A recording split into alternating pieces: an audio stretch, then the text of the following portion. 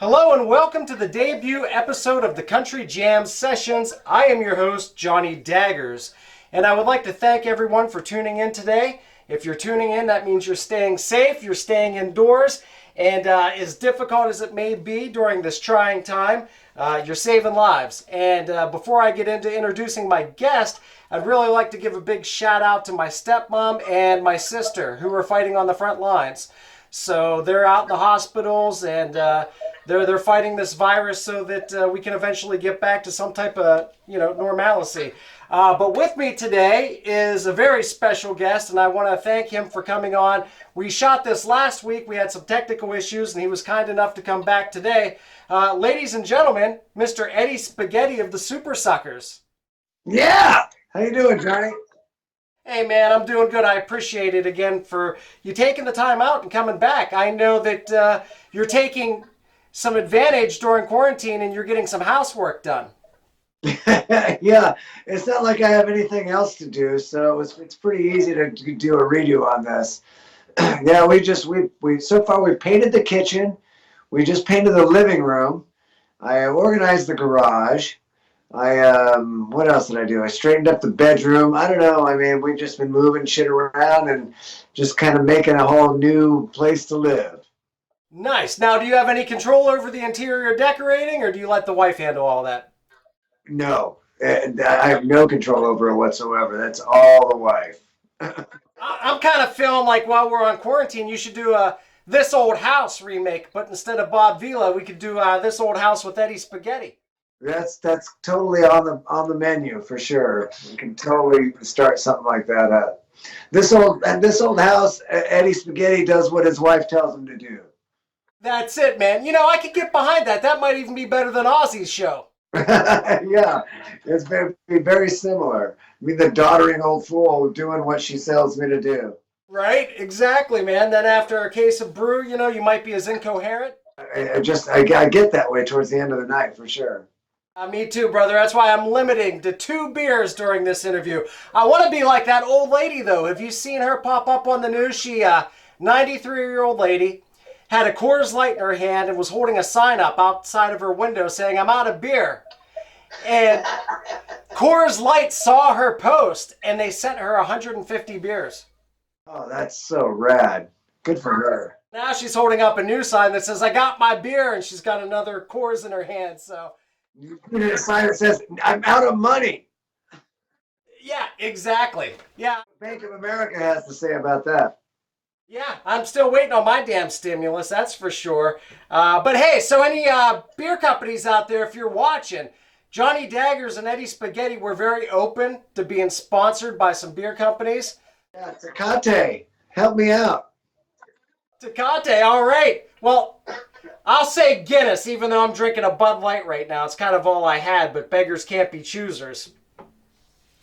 So I want to give the audience a little bit of a background, just on how I became a Supersuckers fan over all of these years, because it's been some time now. Back in the late 80s or early 90s, I come from a small farming community in western Pennsylvania, and there was a college, IUP University. And they used to have a public access show that would show all kinds of underground alternative acts and punk bands. And that's where I first heard of bands like Daisy Chainsaw and Seaweed. And they were real big in showing a lot of the sub pop bands.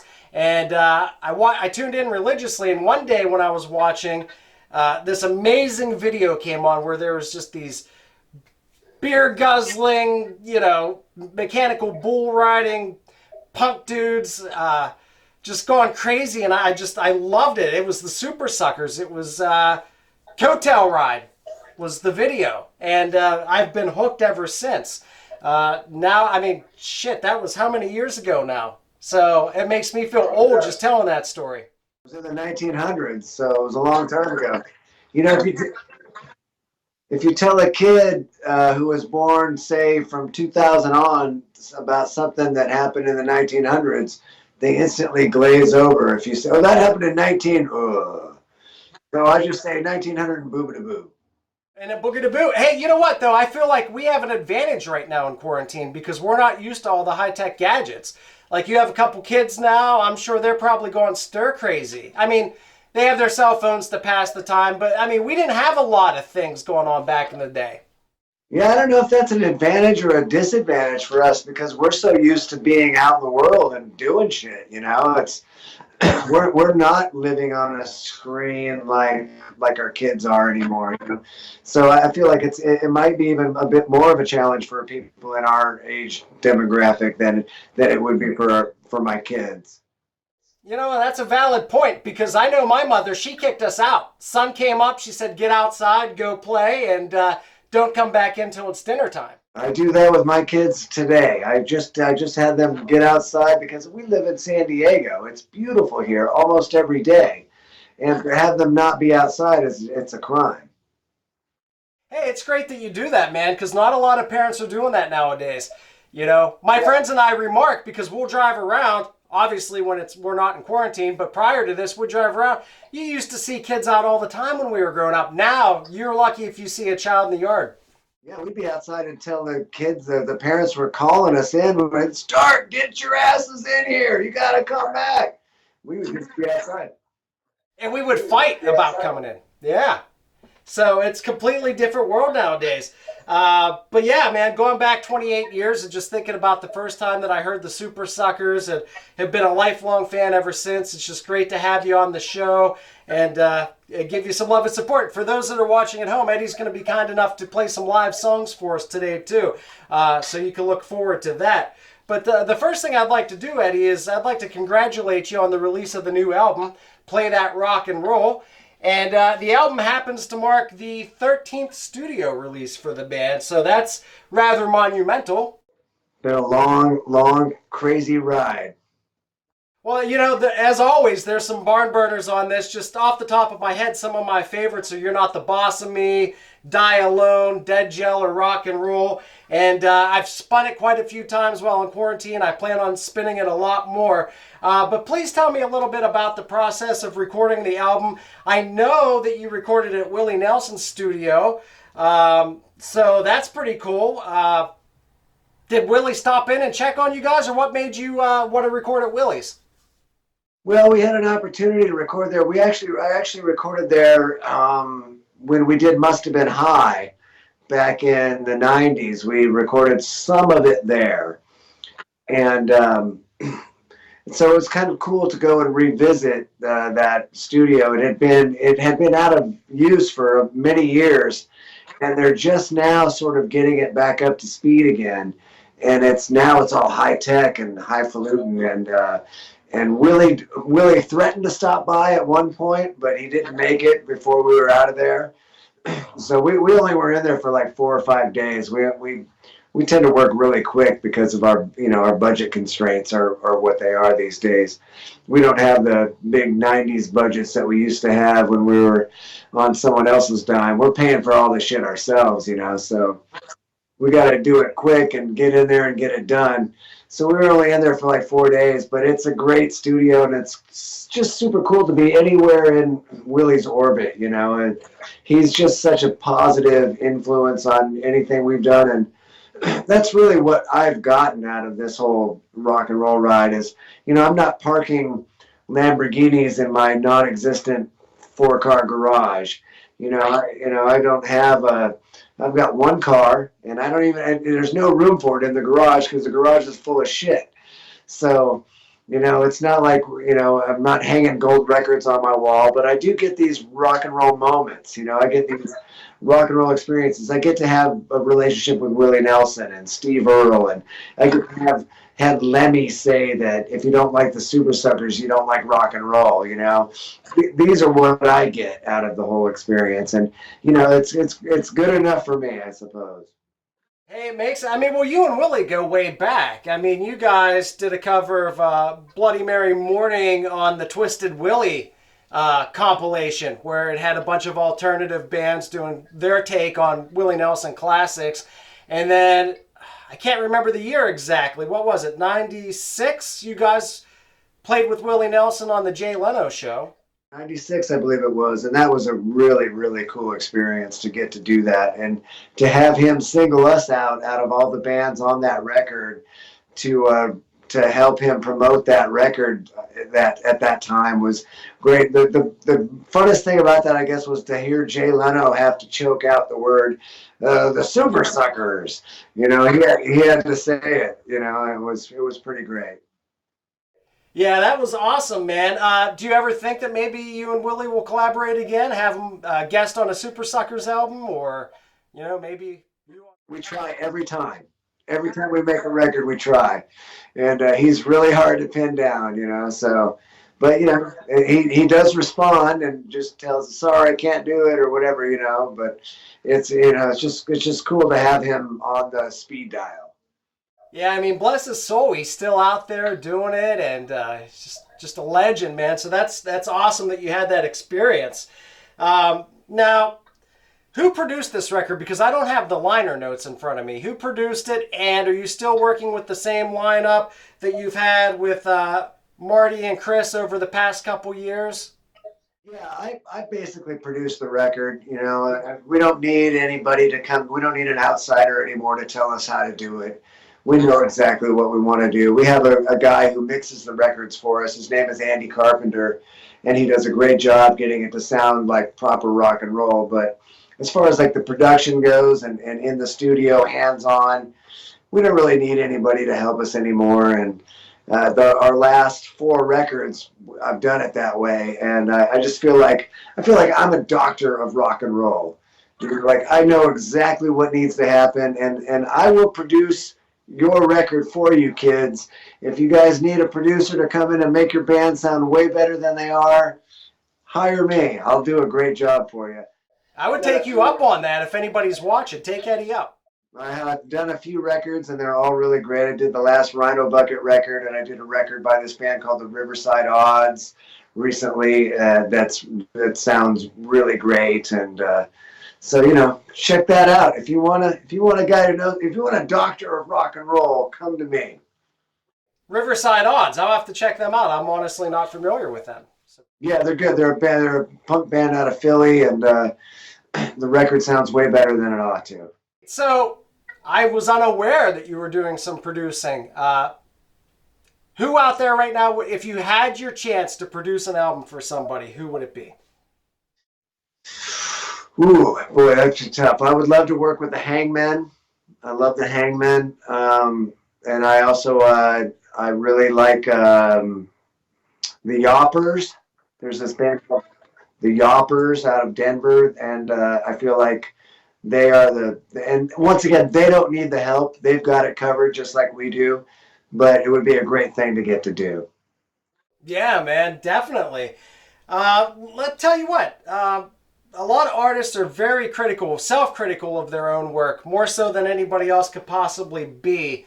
So now that, Play That Rock and Roll is this monumental 13th release from the Supersuckers, being the critical artist that we all can be, how do you think that this rates with, in all fairness, of the Supersuckers discography?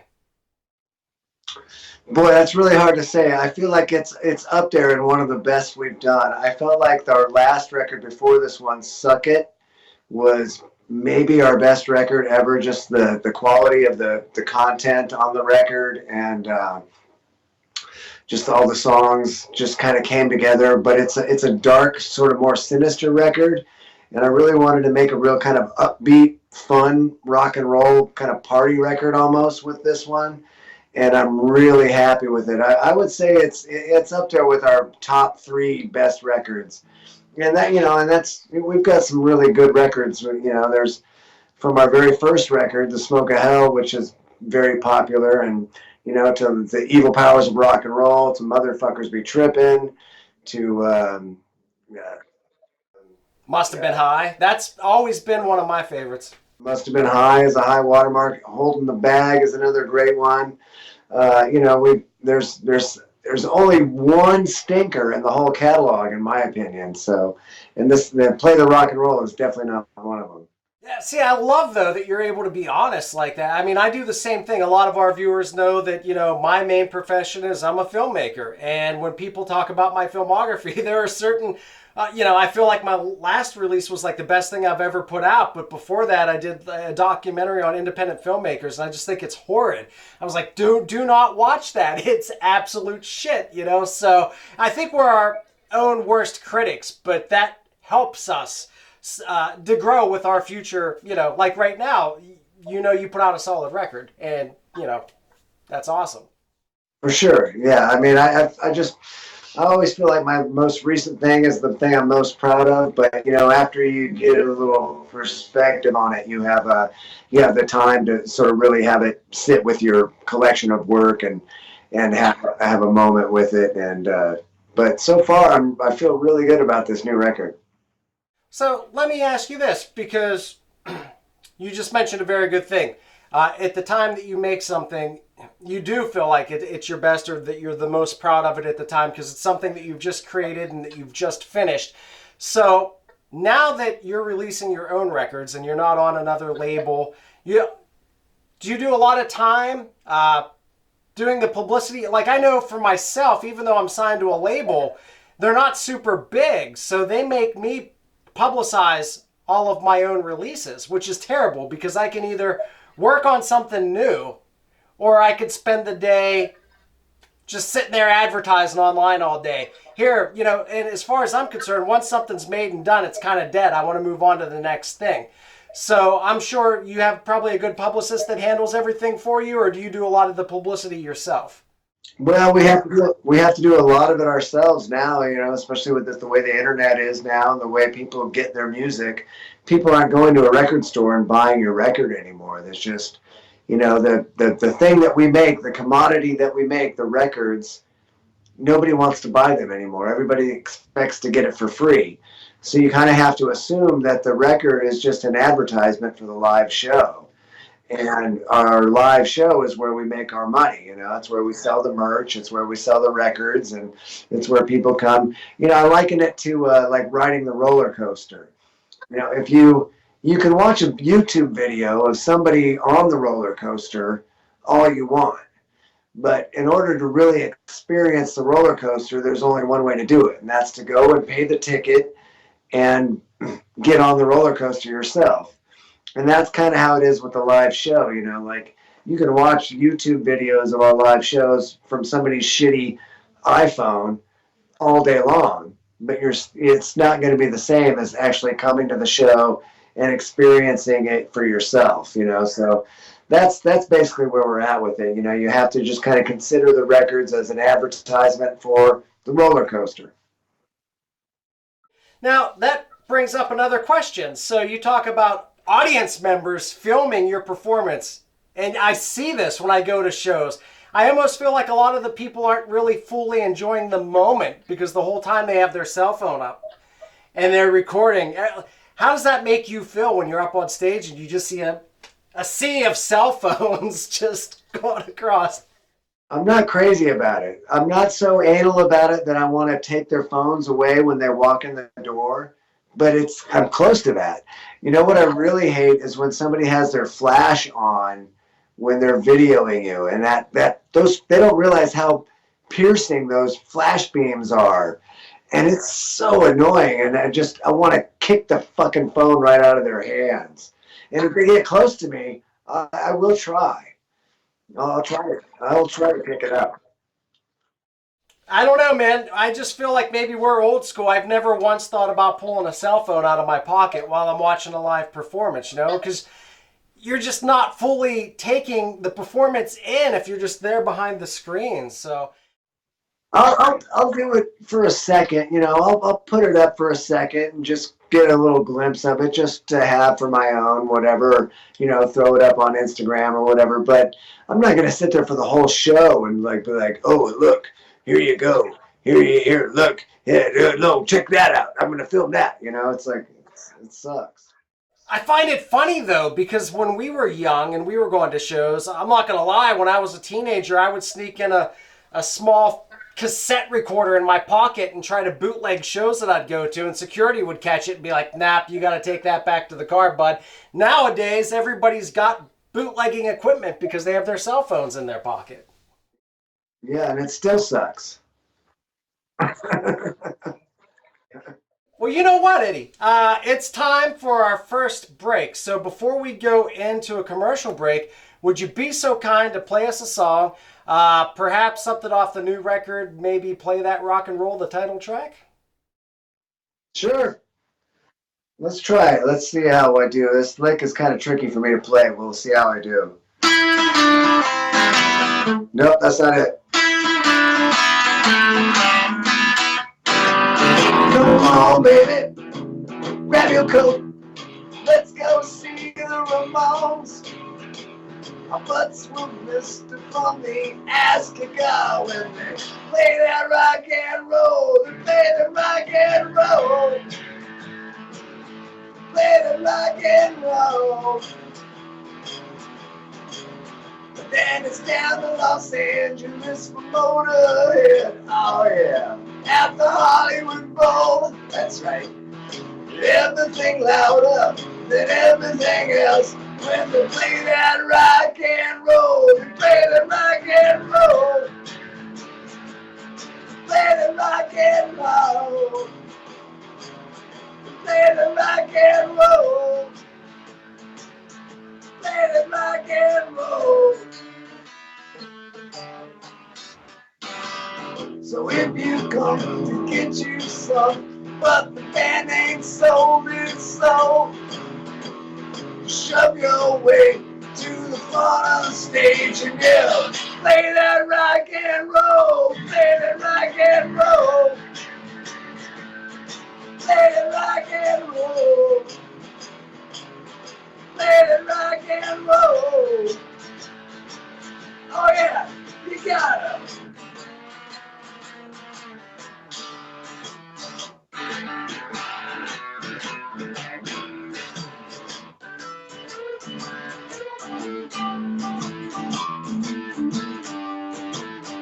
Yeah, rock and roll, rock and roll, rock and roll, rock and roll to all the pussies who crap all the time. Rock and roll and all the dicks are so mean. Rock and roll, the connoisseurs of quality. Ja, ja, ja, few and far between. They want the rock and roll. Rock and roll. Need the rock and roll.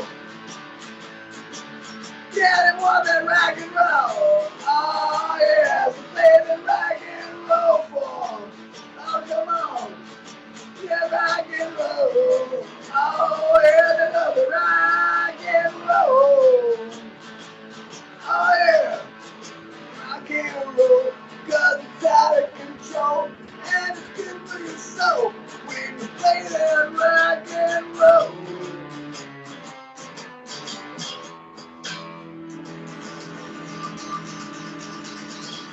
Cha, cha, cha. Awesome. Ladies and gentlemen, that was Eddie Spaghetti with Play That Rock and Roll off their brand new record. We are going to take a quick commercial break and we will be right back.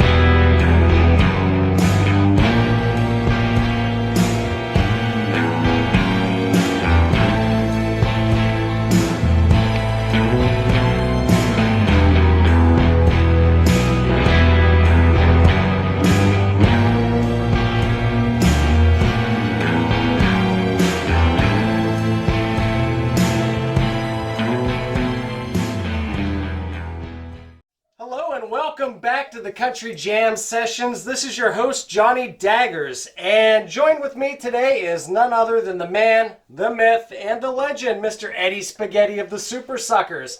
Eddie, welcome back to the show. Thanks, Johnny. Thanks for having me here. I appreciate it. Oh, hey, you're welcome, brother. It is a pleasure. And during the break, I commented about your Beastie Boys Check Your Head poster. And I found out that we both really like Paul's Boutique. That's one of our favorite Beastie Boys records. Awesome poster. And I didn't even plan on asking you this, but since we're talking about other bands, I really want to tell you how much I enjoy your cover, the Outkast cover of Hey Ya. I love that, man. What made you want to cover that? Well, I was, like whenever there's like a popular song that resonates with a lot of people and feels like it could be, I don't know, a punk rock song in some sort of way, I feel like it's a cool thing. Like back in the 50s, there used to be like 3 versions of the same song by different artists on the charts at the same time.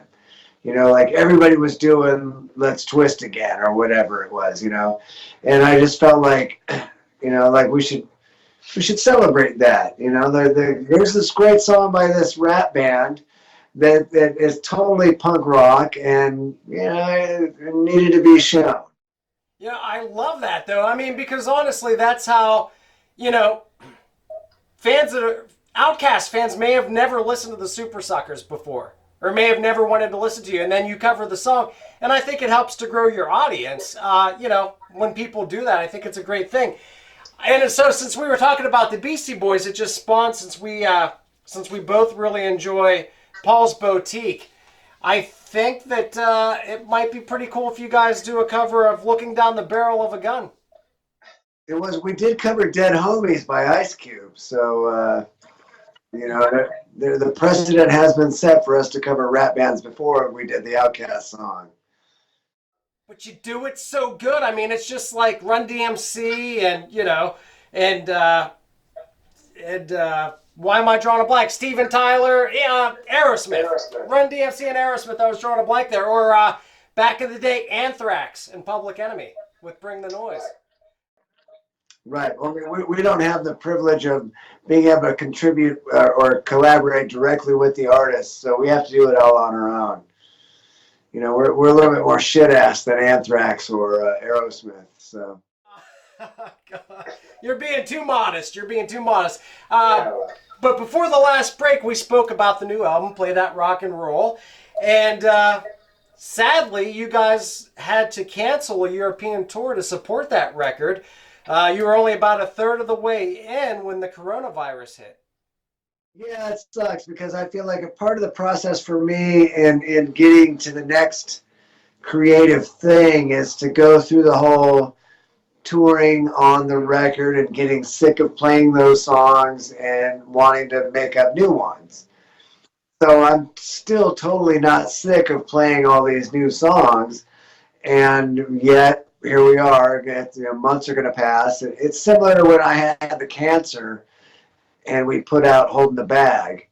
We put out Holding the Bag even though we knew I was going in for a cancer treatment, and we weren't able to tour on it. And so I never got sick of those songs, and it took us a little bit longer than it should have to get to the next thing, because when I came back from the cancer, we had to go and tour on Holding the Bag still. And, I had to go through the whole live process of getting sick of playing that material, and that fuels my next sort of creative endeavor, is the exhaustion of that material. So that's where we're at right now. I have written a couple of new songs since the Play That Rock and Roll, but not enough to get started on a new record by any stretch of the imagination. Will you be able to make up those European dates, or is it a wash? Yeah, we rescheduled for November, so fingers crossed people will. That's the concern right now, is that, are people ever going to want to cram too many people into too small a venue ever again? Because that was kind of our bread and butter, cramming way more people than belong in a space that doesn't fit them, and being all sweaty and covered in each other's goo, and and that's the world that we thrive in. And I don't even know if that's ever going to happen again in our lifetime. Who knows? Yeah, it's kind of depressing. You watch these press conferences on a daily basis where Dr. Birx and Dr. Fauci are speaking, and they seem pretty adamant that things will never go back to normal, at least not in the way that we knew them prior to this. And it's kind of scary because, I don't know. I mean, I guess we all took it for granted, because who would have ever thought that something like this would have came along where you couldn't just, give your buddy a handshake or a hug or go to a club without worrying about, who was standing next to you. So it's a really odd time that we're living in right now. Right. You're not only worried about touching somebody, you're worried about breathing the same air that they're breathing. So yeah, it's a conundrum. Now, because you had to reschedule the European tour, and believe it or not, my wife told me something really shitty today about Ticketmaster. Not that that's a surprise, but apparently she read an article where Ticketmaster said that they will not honor concert goers who are missing out on canceled shows. Well, that sucks, and that should be a band by band decision. Like we are going to honor all the tickets that were purchased. Not that we don't sell a lot of tickets in advance. Let's be truthful about it. We're a walk up band. People expect they can walk up to the door, buy a ticket to the Supersucker show, and go in and see us. We don't get a lot of advance ticket sales, so we're not that concerned about it. But if you did buy a ticket to one of our shows that were supposed to be played in the recent months, you're good. You'll get in. And so I don't know what I don't know what the hell is up with these corporate bullshit people. But yeah, Ticketmaster's bad enough with the extremely high surcharges on the tickets, and then now they're just keeping people's money. So, they're a shit company. I'll say it. They're a shit company. So it doesn't surprise me, but it just sucks for everybody that's out the cash because, let's face it, a lot of our, I think that it would be safe to assume that a lot of the people that are going out to see the Supersuckers, they're not making, a couple $100,000 a year. They're hardworking blue-collar individuals that, if they're paying 20 or 30 bucks a ticket, like, that means a lot to them. And for somebody like, Ticketmaster to keep the money away from the concert goers that weren't able to attend, that's a real shitty thing to do. For sure, it hurts the little guy the most. And, that's always the guy that gets screwed. And that's our bread and butter. We don't have a lot of fans, but every one of them is a fucking connoisseur of quality, a person of impeccable taste, and we want them to feel like they're getting treated correctly. Most certainly. Now, because you have to push back the European tour, which I think is incredibly awesome, I'm so happy for you that you're able to go back in the fall and do that.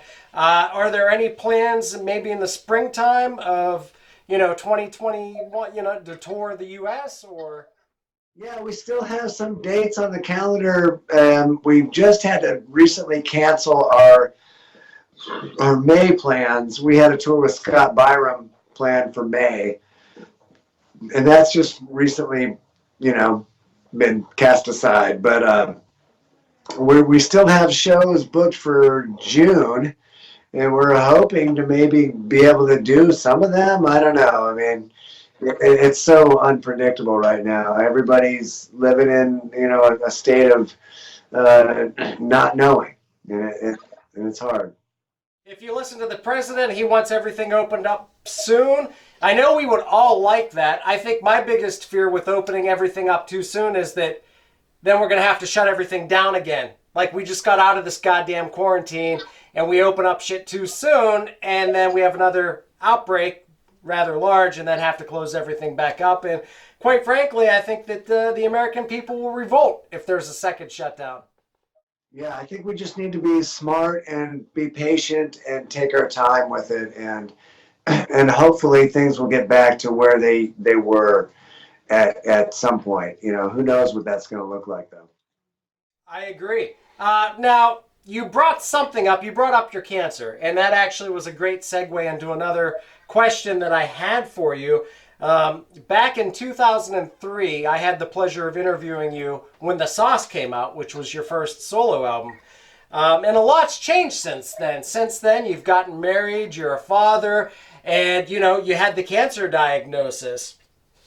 And I'm so glad. Let me just say right now that I'm so pleased that you kicked cancer's ass, and you look and you sound great today, and we're very thankful to have you here with us still, Eddie. So Thank you. I made cancer my bitch. that's right, you did. Now, along with the cancer, that's what I was going to say. I was going to say you had to cancel the European tour for holding the bag. Do you feel like there's some type of bad juju with European tours? Like you almost feel like every time I plan a European tour, or as of recent, some misfortunate events occur. No, I don't feel that way. I love going to Europe, and we'll always keep trying to go there. And I don't feel like, I just feel like these are two totally separate, equally unfortunate events that prevented us from going. Yeah, most certainly. When you got diagnosed with cancer, you had a lot of fellow musicians. I mean, there was so much support from everybody. But a lot of musicians really came to your side to help with some benefit shows. I know Eddie Vedder came out. Lemmy was very supportive. Mike Ness of Social Distortion, I know, was supportive and wishing you well. That had to feel really good, man, to have so many people come to your side and root you on during that difficult time. That was the silver lining to the whole thing, for sure. It was like, it was kind of like dying without actually having to die. Like everybody's like singing your praises and saying what a great guy you are and how much your music has meant to them over the years. And, that was, it was wonderful to hear, and it helped me get through it for sure. And it just made me appreciate, what I have. And in the end, it makes me not sweat the small stuff. It's like when you have a little problem or whatever, like this whole virus thing, it could be so much worse. I could have cancer, so yeah. Absolutely. I wanted to ask you if that changed, because I know a lot of our viewers, a lot of us are really scared right now about what's going to happen. And if we get the virus, because at first we were told, well, only old people are succumbing to the virus. And then we find out, well, younger people, even healthy people without underlying health conditions can be sick and possibly, perish from this terrible virus. So a lot of people are really terrified right now. And I'm glad that you were able to put some things into perspective about, taking something terrifying like cancer, or maybe even this pandemic, and realizing that, maybe some of the shit that used to bother you a few days ago doesn't really seem that important nowadays. Yeah, a lot of people have problems that they think are big problems, and I'm like, that's baby shit, And I don't want to belittle somebody's feelings when they're feeling like they're overwhelmed by something. But you're right, though. I mean, yeah, it takes an experience like the cancer, or maybe getting corona and surviving. But so watching you perform and listening to the past couple records that came out since you had the cancer diagnosis and you've beat it. Man, your voice sounds as great as it always has.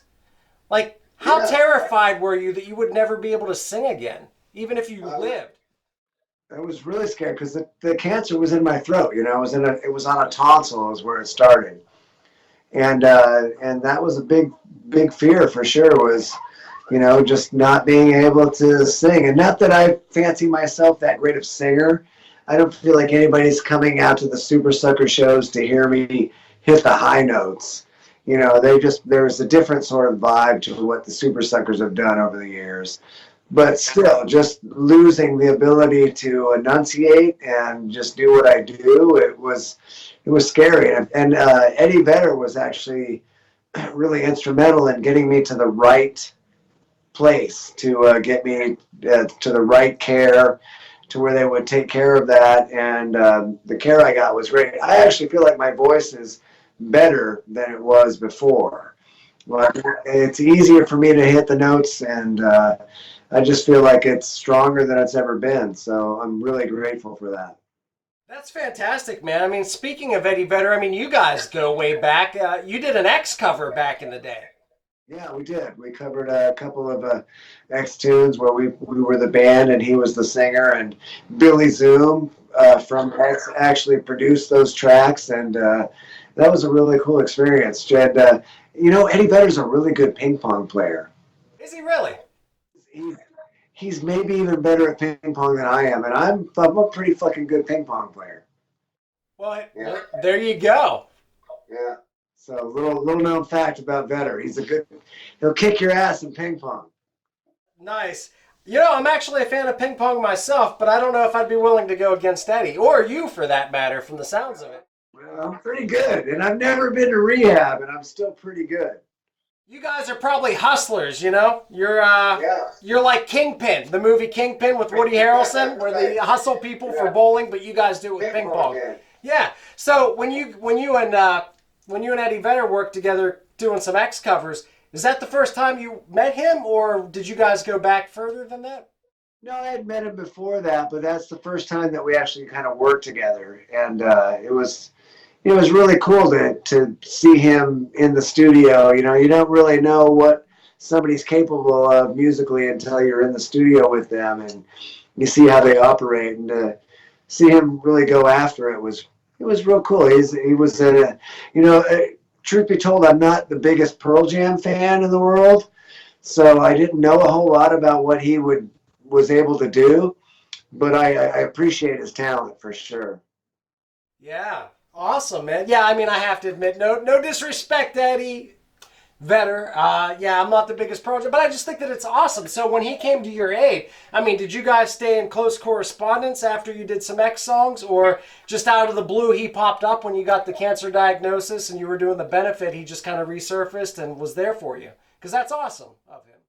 We had been in touch before that. We played his 40th birthday party at a small club in Seattle. And, we had just kind of been in touch loosely, like I will do with my celebrity friends, like with Mike Ness and how I was with Lemmy and Willie and Steve Earle, we'll just, check in with each other once in a while. But, yeah, he's a great, earnest dude. I love him so much.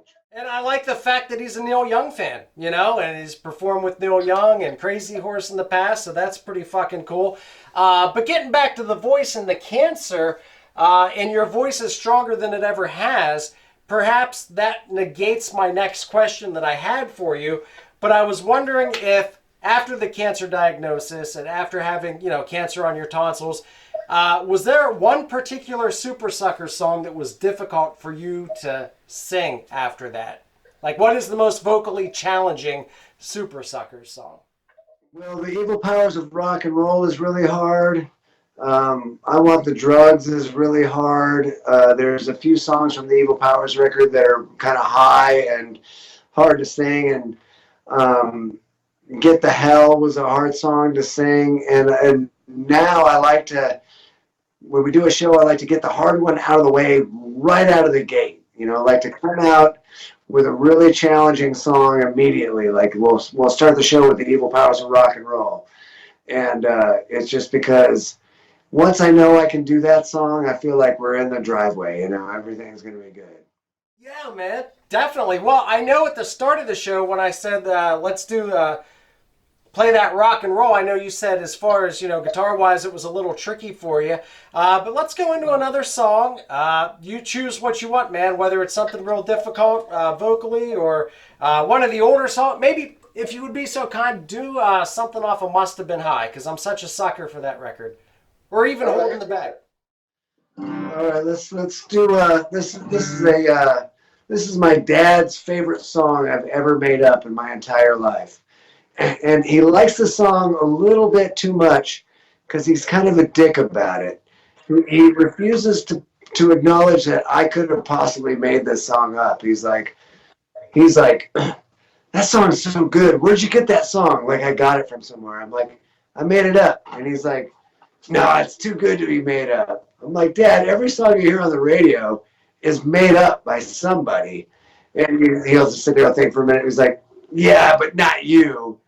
And I'm like, yeah, no shit. I know that my song's not on the radio. Thanks, Dad. Anyway, it's called Road Worn and Weary. It's pretty good. This road is a rocky place, and it's good to see a smiling face. And I just ain't satisfied to the coffee's on and the eggs I fried. Good morning, weary, I've gone one too many miles, got no one near me, and it's gonna be right. Now you might be far away, maybe you're low on gas, you're looking for a place to stay. I know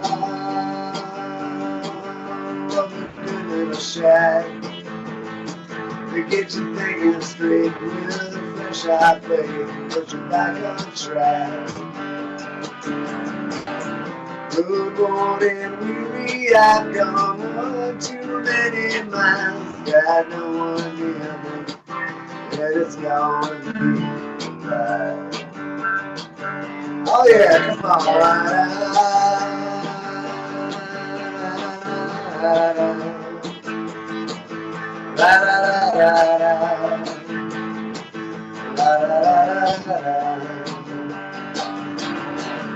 Good morning, weary, I've gone one too many miles, got no one near me, and it's gonna be right.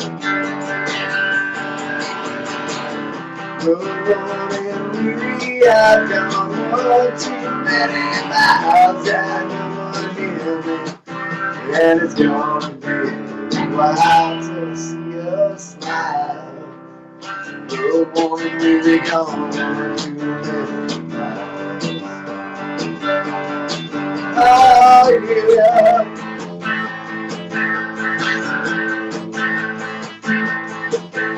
That's right. Good morning, weary, I've gone one too many miles, got no one near me, and it's gonna be right. Good morning, weary, I've gone one too many miles, got no one near me, and it's gonna be right. Got no one near me, and it's gonna be wild. You know, that is probably in my top 5 favorite Supersucker songs. So I'm gonna have to agree with your dad. There's no way you wrote that shit, man. There's no way you could have come up with that on your own. Yeah, man. That was fantastic. I am so thankful to have you play that. All right, ladies and gentlemen, it is time for another break. And going into this break, I told Eddie beforehand I would like to take a flashback journey in time. And we're going to air one of the early Supersucker videos. We're going to show Creepy Jackalope Eye. And then we'll be back with more of Eddie's Spaghetti of the Supersuckers. So stay tuned and don't go anywhere unless it's to grab another beer and then get your asses right back.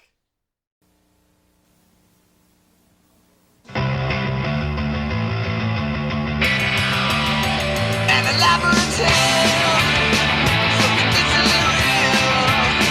This is it so amazing till you get up close and see the no big deal. Like the stars in the sky, or the one on stage. Just a big ball of gas and a regular guy, wish I'd have been on the waves.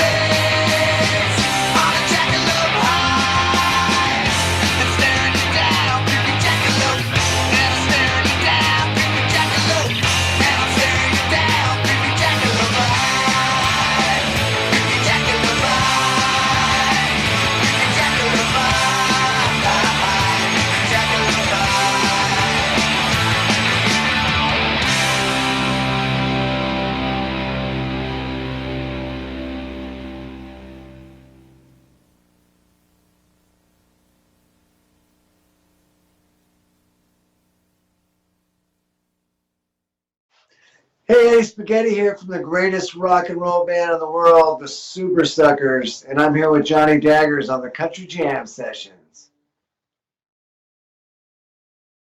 Welcome back to the Country Jam Sessions. This is your host, Johnny Daggers. And join with me today is Eddie Spaghetti of the Supersuckers. Now, before the break, going into the break, we aired the old video Creepy Jackalope Eye, which is an old Supersuckers goodie. The song was originally featured on the album La Mano Cornunda.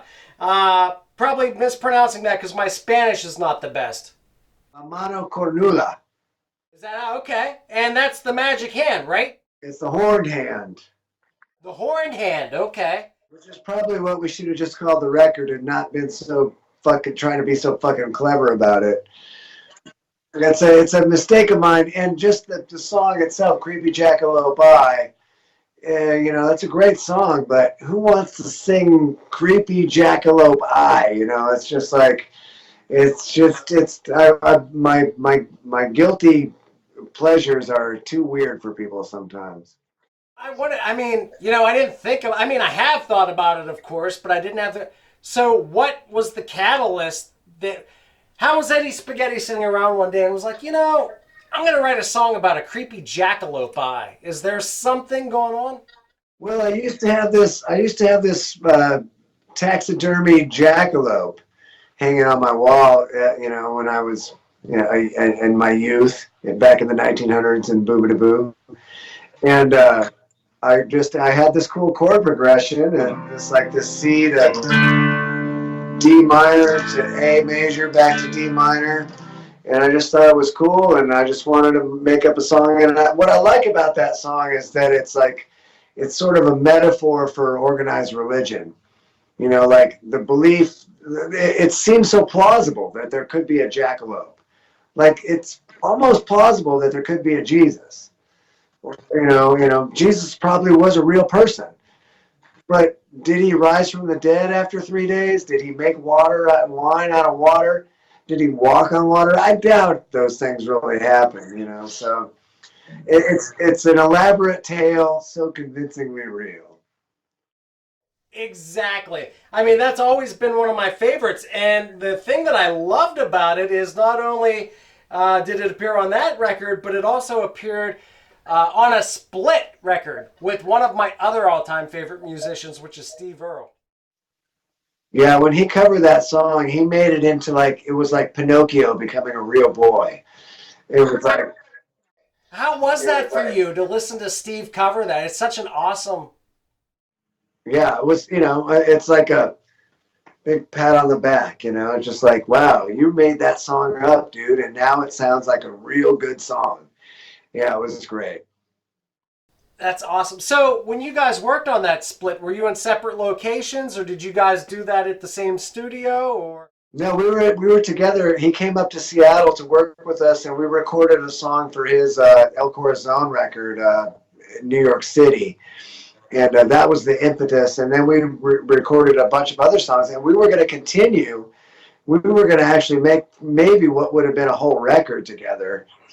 But Bill Monroe died, and so he had to go to Bill Monroe's funeral, and he left the sessions, and so we only had the 3 or 4 songs that we wound up recording, and Sub Pop was cool enough to put it out as an EP, and it was it's a great thing. That's wow, what a crazy story. It's just odd to me because life comes around full circle so many times. Like when I was a young lad growing up, my father was a huge Steve Earle fan. And, I remember my dad putting, 8 tracks and cassettes in the car of Copperhead Road and shit like that.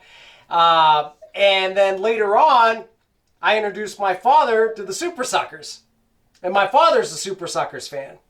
So it's kind of funny because he introduced me to Steve Earle. I introduced him to the Supersuckers. Down the road, you guys collaborate together, which was so wicked. Do you think there will ever be a chance that you and Steve can work on a full album together? I would hope so. He's still on our radar, so we do these outlaw country cruises together, and he's always around, and he's super nice, and it's always great to be in his orbit. He's a good guy. Why did I not know that you and Steve Earle are still in the same orbit? doing these things. I don't know, but we still gather around the same causes and are still in touch. That is fantastic. Now, over the years, you've done several solo albums, 4 to be precise. It's been 13 years since your last solo record, The Value of Nothing. 13 years ago, I put out my first one, maybe. That's where I confused my notes. See, I'm trying to read my notes, which is chicken hand in a dark studio. So, yeah, that's what. So, but let's just say it's been a while since your last solo release. It has been a while. It has been a spell, indeed. And people like me are hungry for another Eddie Spaghetti solo record. Well, that's nice to hear. You know, I haven't been motivated to do another solo record since the new lineup of the band has been so solid. You know, all those songs that I would normally think need to be on a solo record, I'm just more inclined to make them into Supersucker songs now. So I don't feel the urge, but it's always on my mind. I do consider myself a solo artist, and I enjoy that aspect of the entertainment dynamic of what I do. You know, I look at the solo thing when I do like a solo show. You know, I try to kind of take the piss out of being like this singer-songwriter sort of a thing. You know, like I don't want to be like this boring singer-songwritery guy. I want it to be entertaining, and I want the crowd to be involved, and I just want them to shout out songs, and I become like a human jukebox, you know. So, you know, that's what I like about the solo records. And the last solo record I did, The Value of Nothing, I feel like is my first real solo record where I actually wrote all the songs on it. Because up to then, they were mostly me doing my versions of cover tunes and whatnot. But The Value of Nothing, I feel like, is a real achievement. Well, I think it's great, though, that you can stand on your own as a solo artist. I mean, you know, just going back to some of our, you know, same musical influences and likes, like Mike Ness did so good with his 2 solo albums. You know, Under the Influences and Cheating at Solitaire were 2 wonderful solo records. And, you know, I hope he does another one really soon, too. But I think that it's a testament to your ability. Because do you really think that, I mean, I don't know. I mean, it's possible. You look at the Rolling Stones, they're still going at it. But do you think that the Supersuckers will still be around when, you know, you're Keith Richards' age and up on stage? Or do you think it'll be time for just straight Eddie Spaghetti at that point? You know, I don't know. That's a good question. I'm not against either one of them as a possibility. I never thought the Supersuckers would be around 32 years later. So who knows? You know, I feel like, you know, wherever I'm at, I know I am the Supersuckers and I am also Eddie Spaghetti. So I'm not, I don't have that big sort of need to differentiate the two so much, but I do appreciate the solo records and people who appreciate that side of what I do. You know, it's a special sort of sidebar to what the Supersuckers are doing, and you know, it's a testimonial to my quest to be busy all the time. You know, I suppose, you know, whenever the Supersuckers have downtime, I'm always thinking about making up a new song. So that's just how I roll. I mean, that's a good way to be, you know? I mean, I try to look at my own life that same way. If I'm not working on a film, I'm working on, you know, I have a wood burning company and I do artistic things and I write books. And then, you know, I do podcasts because I want to stay busy and I want to promote other artists and just, you got to keep working on something, you know? But the one thing that I always notice, because when you catch wind that the Supersuckers are coming out with a new record, one never knows. Is it going to be the evil powers of rock and roll and another balls to the wall Supersucker record, or is it going to be a country record? So I was wondering if you could possibly just shed some light on, is it premeditated when you work on a certain type of album, or do you just let whatever flow and you know, what comes out, comes out? Well, lately it has been a little more premeditated. Like with the Play That Rock and Roll, I definitely had this vision of making a fun, sort of upbeat, you know, party rock and roll kind of record. And but at the same time, at the start of the process, I was thinking we will have like I still have this vision of having one of our records have like half country and half rock and roll on it. But now I feel like our next record, I think we might do a conscious effort to make a new country record, because it's been a while, and time seems right.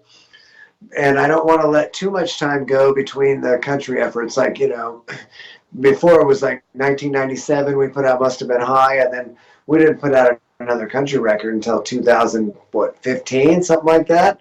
So, that's way too long to expect people to wait.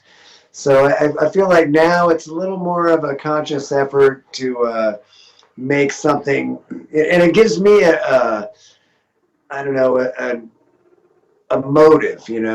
Like if I know I'm writing for something specific, it makes it a little bit easier now as I'm older and better at my craft.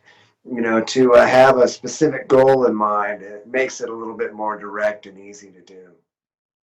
Yeah, man, I'm telling you what. I mean, I love everything. Obviously the first Supersuckers I heard was the rock and roll, and then when Must Have Been High came out, I so dug it. And I know, the last time that you and I spoke, we talked about how one of my favorite albums, Must Have Been High, and then the live version, Must Have Been Live.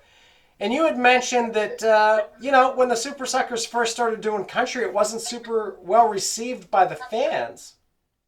No, it was awful. It was a terrible, terrible experience to put that record out and to feel so good about it while you're recording it. And when you're done with it, you feel so proud of something, and to have the fans essentially just turn on you for this decision. But, over time, we've been forgiven. And now I think it's our most popular record. I think it's sold the most of all our meager selling records. It's sold the most, and that there's a certain vindication. Like, fuck you, we did that. And that when we put that record out, there was no such thing as alt country. Alt country didn't even exist at that time. There was no Depression magazine. There was no term for this sort of world that now is an accepted genre, and I feel like we have to put one of the wheels on that wagon, and I'm proud of that. Yeah, you most certainly did. So when Must Have Been High came out, as we just said, wasn't well received. Then let's fast forward to Holding the Bag. What was the big difference there? Did you notice a big difference with the audience coming around with that one? The audience immediately loved Holding the Bag, and I appreciated that very much, because I'm super proud of that. I might be even happier with that record than I am with Must Have Been High. And I just feel like it's a great record, and I was concerned about not having the same producer involved with Holding the Bag. I was concerned about being able to produce a country record on my own, because I'm a doctor of rock and roll. I'm not a doctor of country music, but I felt like I knew what it needed to sound like, and it sounds exactly like it should, and I'm really happy with the results. And the crowd reaction, or the fans' reaction, was much, much more receptive this time around, because it was already become a part of what we do. So it wasn't such a surprise. I mean, honestly, it's so hard to pick. I mean, I guess it just depends on what mood I'm in. I mean, some days I'm having a terrible fucking day and I just want to listen to some, electric guitars and more amped up Supersuckers. And then so many times, I mean, Must Have Been Live, I easily consider my top 5 records of all time as far as live records. I mean, that, Johnny Cash, Live at San Quentin. It's just so fucking, my wife knows this. Every time we go on a road trip, Must Have Been Live has to be in the car, or I just don't want to drive along. But let's digress a little bit and talk about country music. As far as, were you brought up on country music, or is it something that you discovered on your own, or?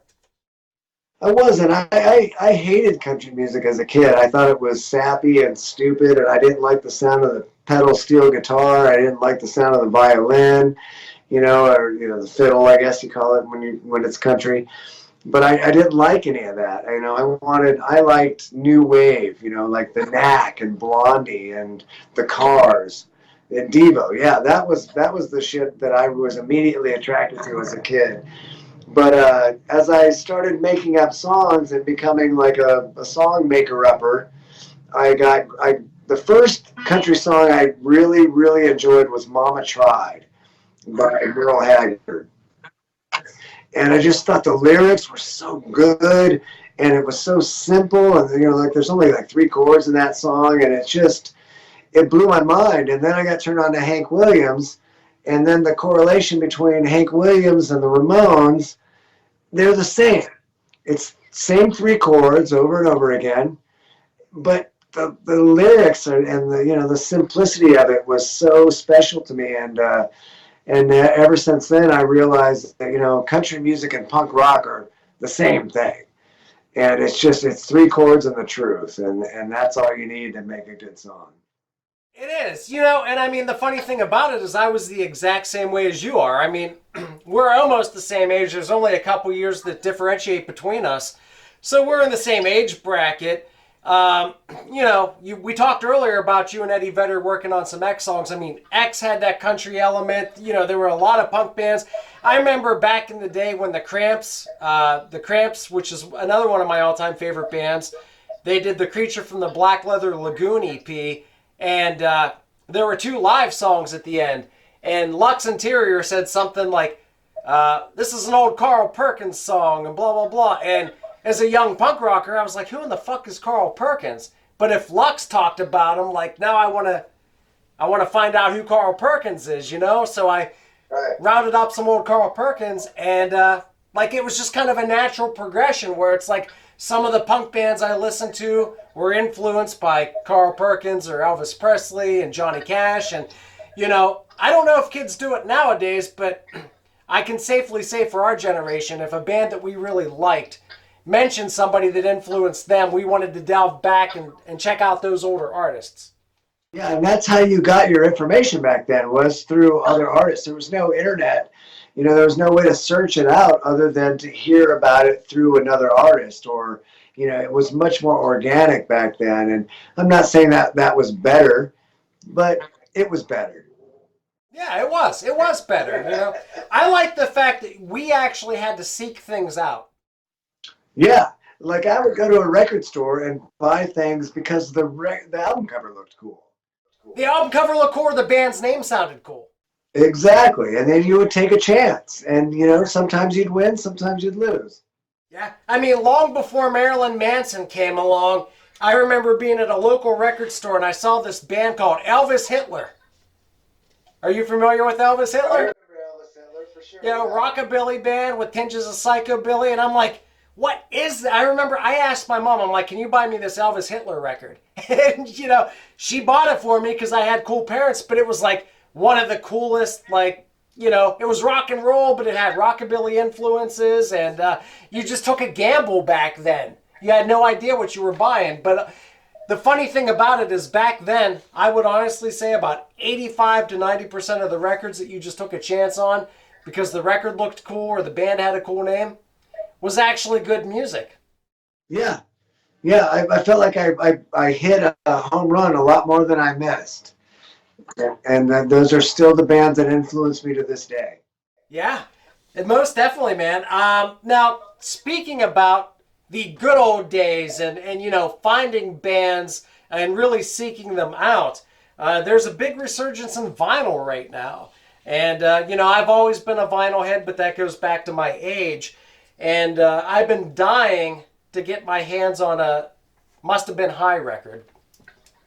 But I have to admit, right now, the people that have that record, if you go on eBay, there's like some guy in Italy that's selling it for like 165 euros. Like, it's a bit steep for my blood. Have you ever considered maybe re-releasing some of the back catalog on vinyl? Yeah, we've been in talk. We've been trying to talk to Sub Pop about getting the rights to repress or, just sort of print it up on our own. And, getting in touch with them has been difficult for whatever reason. But it is on our mind for sure. And I hope by the end of the year we'll have some sort of answer about that. That would be great. I mean, I know you're an avid vinyl collector. The last time we spoke, you showed me your vinyl collection, which is quite vast. Yes. What is your most prized piece of vinyl in your collection? Oh, boy, I don't know. I mean, I like it all. I don't have any real I like the records that I like. I still have the very first record I ever bought, which is it's "Crimes of Passion" by Pat Benatar. And that's the first record I ever bought with my own money, and I still have the very same copy of it that I bought back then. And it's stuff like that that I like. It's nothing that's valuable to anybody else. Yeah, no, I understand. The first vinyl that I ever bought with, well, I don't even want to say my own money because I was like 5 when my parents bought me my first record, but it was the first record that I sought out that they bought me was the Beatles' Abbey Road.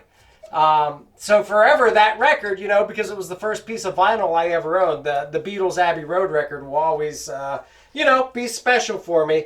But I think that it's great though if you guys could re-release the Supersuckers box set vinyl would be a dream come true. Yeah, that'd be pretty rad. Because I just bought the Joe Strummer vinyl collection, which was pretty wicked. It's like 5 or 6 records of all of Joe Strummer's solo work, and it's just absolutely phenomenal. Yeah, that'd be good. But yeah, man, definitely. So it is time for another break. And again, I have no clue what you have planned to play for us this evening. So I will let you do the introduction on that one. All right, let's play a song from Holding the Bag.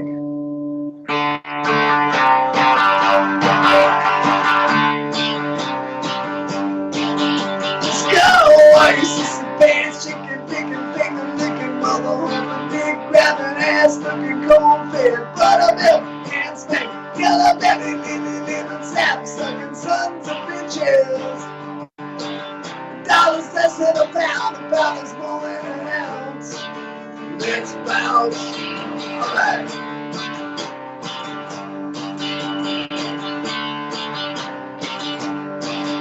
All right, on your hand, ringing, double dragon mouth, beating me, prairie dog and roll, hugging, lean, clogging, double popping, fast, sparking, chicken, chugging, daytime, dumping, blow, smoking, sun from bitches. $1 less than a pound is more than an ounce. Let's bounce. Gotta break it up in the smaller amounts. Let's bounce. All right. Go.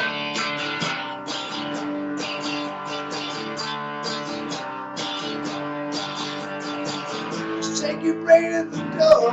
It's so hot that it counts. Let's bounce. Right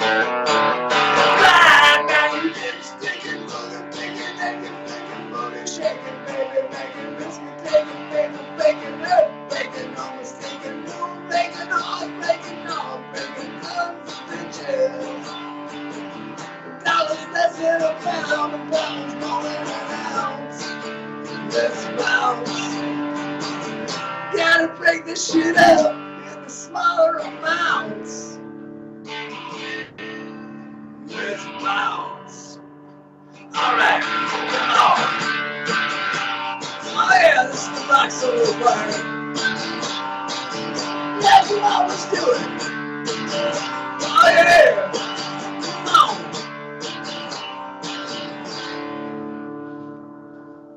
Cha-cha-cha.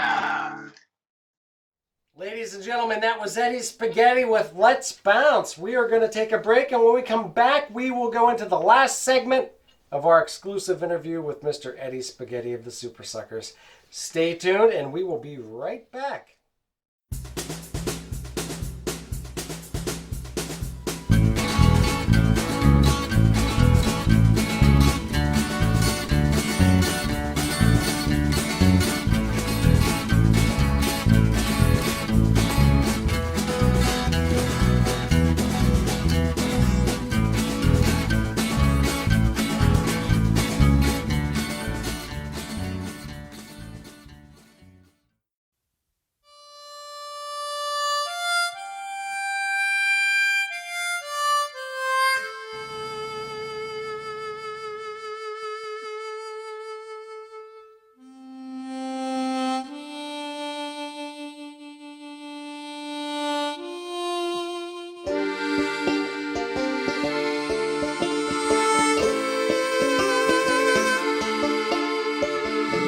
Ain't about what happened here.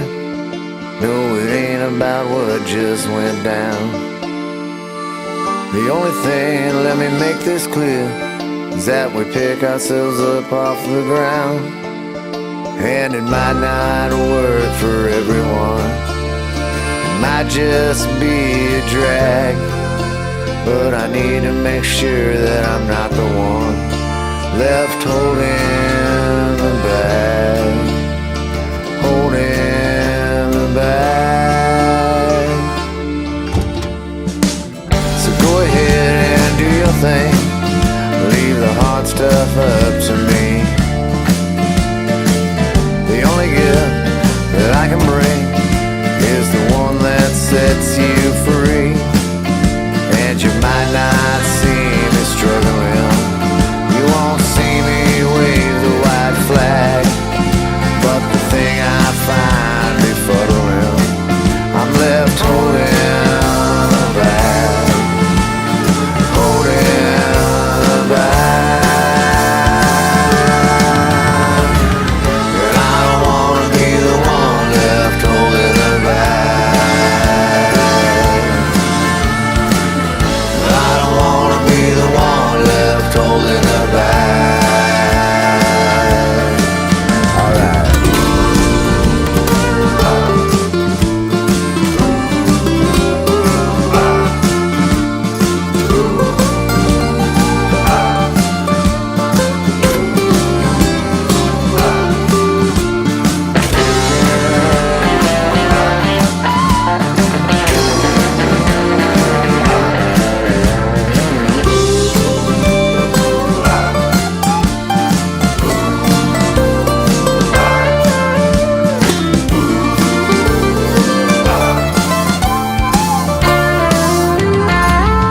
That is that, it is what it is. There ain't much else we can do. Facts are facts and kids are just kids, and they'll remember what you want to. And they might not see me struggling, they won't see me wave the white flag. But the thing I find befuddling, I'm left holding the bag. Holding the bag. And I don't wanna be the one left holding the bag. I don't wanna be the one left holding the bag. I don't wanna be the one left holding. I don't wanna be the one left holding. I don't wanna be the one left holding the bag. Ain't about what happened here. No, it ain't about what just went down.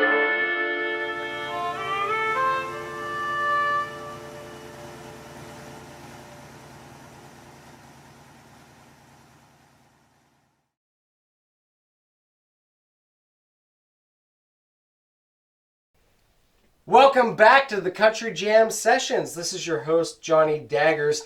And with me for almost the past hour now, I've held him hostage, is Mr. Eddie Spaghetti of the Supersuckers, who is... There we go.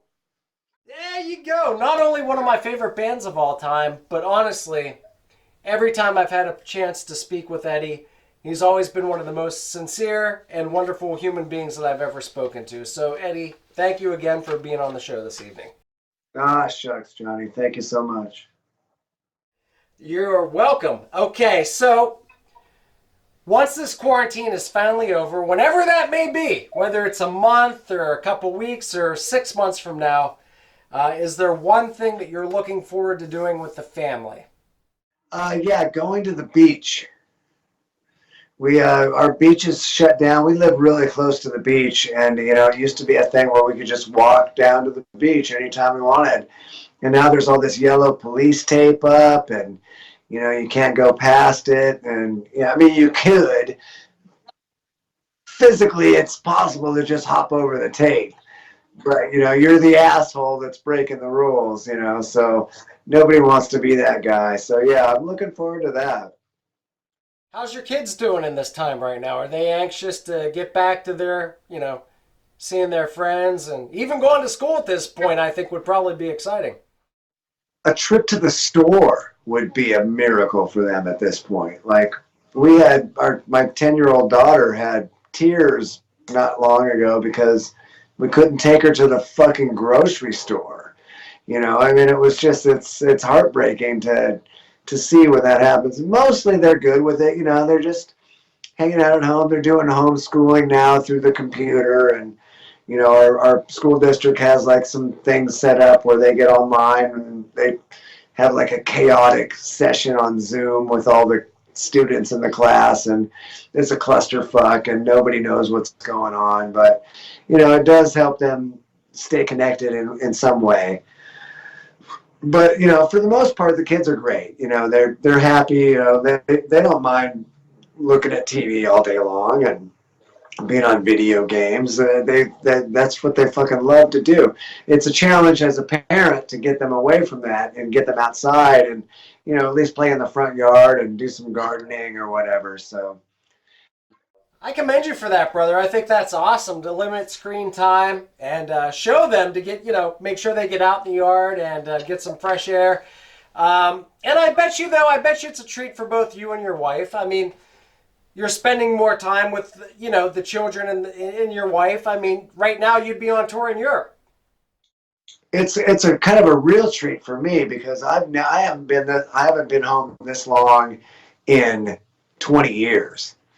I literally spend at least 250 days a year on the road, and that's always spaced out. So the most time I'm ever at home, the longest time I'm ever at home is 2 or 3 weeks, and I've been home for well over a month now, and so and no end in sight.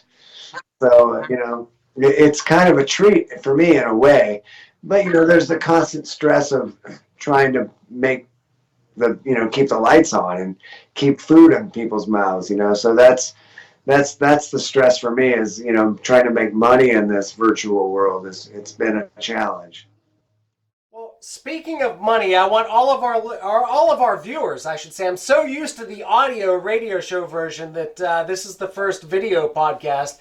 For those of you watching at home, that I know we're all strapped right now, but for anybody that is able to throw some tips Eddie's way in the virtual tip jar, where can they send some tips to? I've got a couple of things. I got like a PayPal account and a Venmo account and a Cash App account. You can check those out on my Instagram, which is at spaghetti666, or go to the supersuckers.com and buy I have like these living room sessions that are up for sale for it's like $6 or whatever, and you just that's the best way to help me out, I suppose.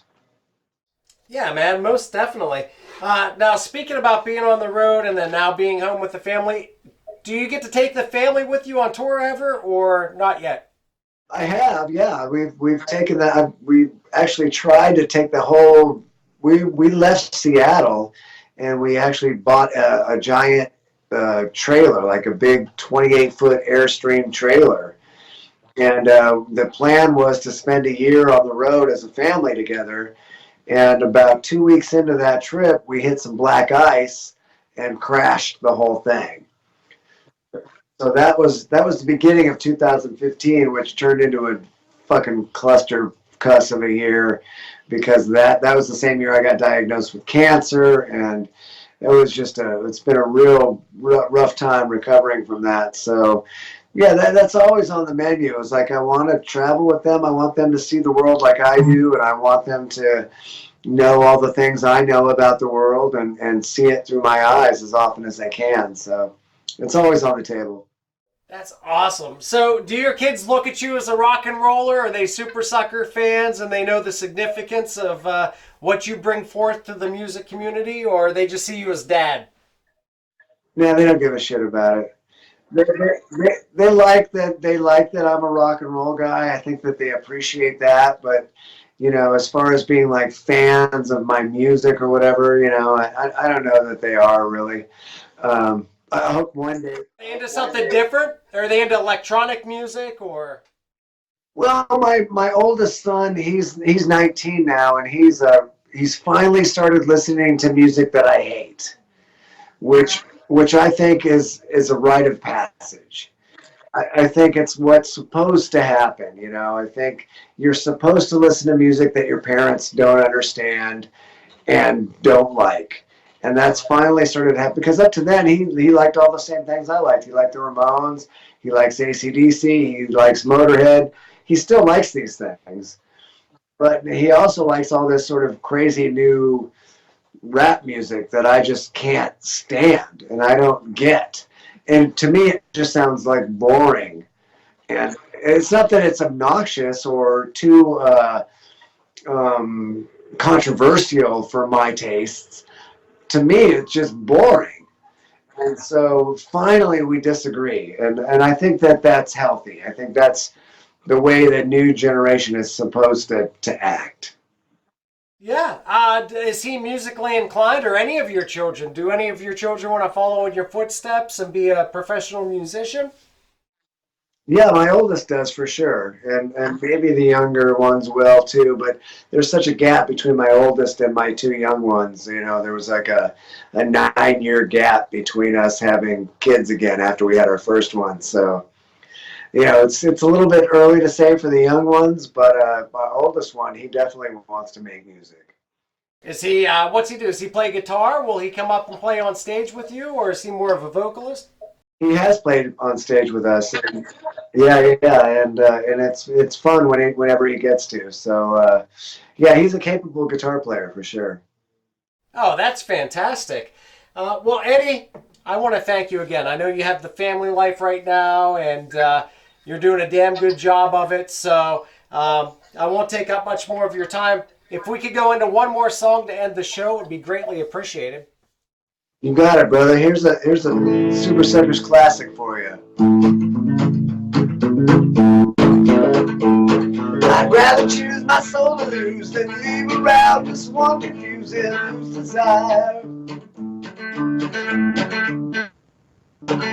Don't know if I'll ever learn. Can't wait till I get my turn. Burning the eternal hellfire. I'm waiting for my last ride, but the bugle of my backside blows roots in me.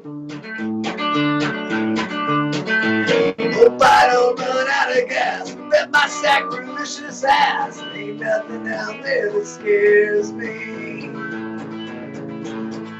Oh yeah, and you know I believe the same. And you know there can be no evading my hellbound trail. I was born with a tail. I'm evil and I run free. There's molten leather in me. Let's get to hell. Got the goods, mother, bring it on. My mother done brought me up wrong, and you can use my dick for a walking stick as well. I'm not sure what that means. I just think it's funny.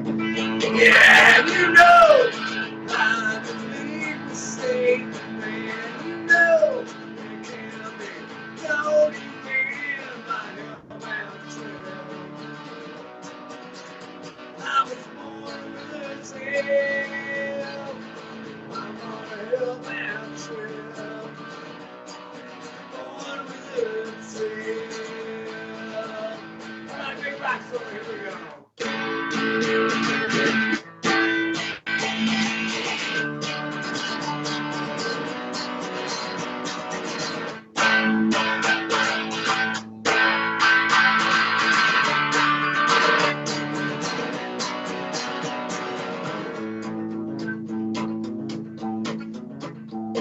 It's time to fly the finger.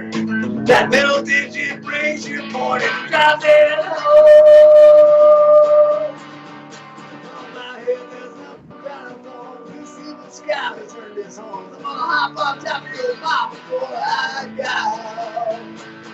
Oh yeah, you know I believe the same. And you know there can be no evading my hellbound trail. I'm on a hillbound trail. Oh yeah, I'm on a trail. That's right now. I like it now. Cha cha cha.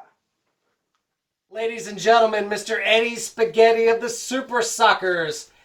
Eddie, thank you again, sir, for coming on the show. You're welcome anytime. I hope when you are able to come back and do a U.S. tour that I catch up with you. We have a... Here, cheers, by the way. Cheers.